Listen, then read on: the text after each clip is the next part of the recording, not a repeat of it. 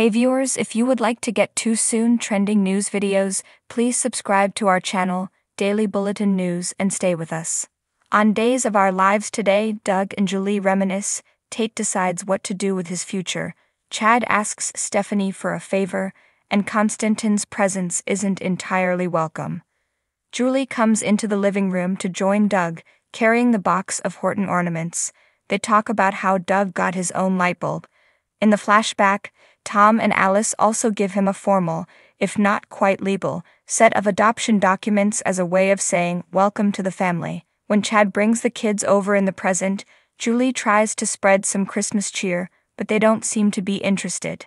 The kids run upstairs to play, and Chad says they miss Stephanie and their mother.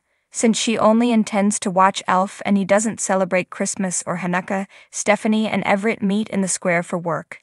Stephanie says she will celebrate tomorrow with her family. All she wants is a peaceful evening to herself. Theresa arrives at the penthouse with gifts for Tate because tomorrow is Brady/Kyriakis Christmas. Tate discloses that he volunteered to work at the pub, so he won't be attending the Kyriakis dinner. The Kyriakises resemble a dull Greek tragedy that he is compelled to read for English lit class. Brady is unable to disagree. Alex invited Theresa, but Theresa won't be there either. Smidely, Brady wonders if they got together before or after she learned that Alex was the beneficiary of half of the Kyriaki family's wealth.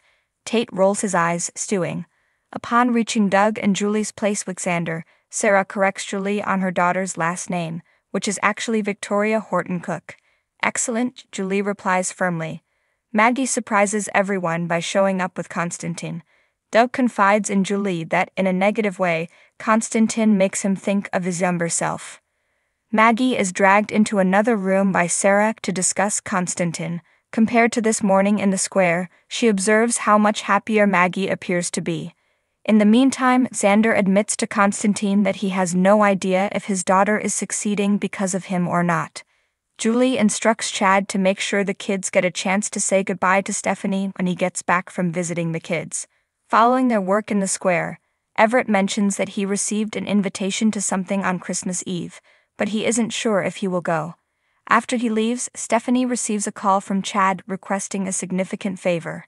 Tate yells at his argumentative parents at home, frustrated. Theresa and Brady apologize and vow to get along.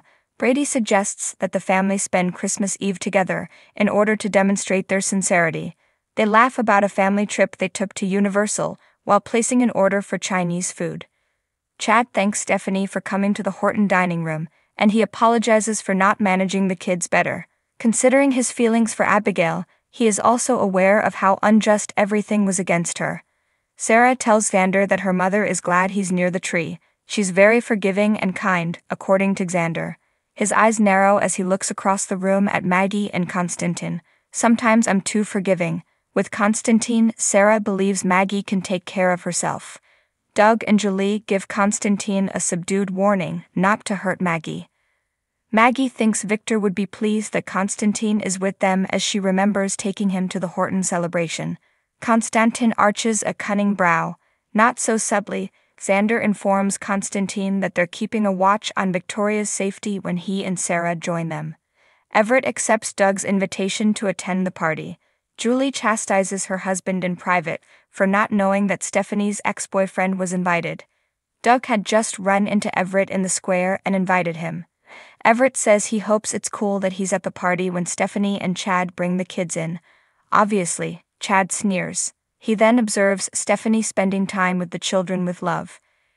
Xander feels uneasy being with Sarah by himself because he is not a member of the family. Sarah maintains that he will always have a connection to her and their daughter. Because of this, his ornament will never be kept in the basement with the belongings of the other family members. Brady says he's finally realized Holly isn't into him when he approaches Tate about her at the penthouse. He destroys the gift he got her for her birthday and Christmas. Theresa is aware that he has plenty more girls to choose from. Theresa queries whether he is returning when the topic of the girls at his boarding school is raised. Tate discloses that since his departure, no one has texted him. In addition, he believes it would be nice to be close to family every day when he gets home from school.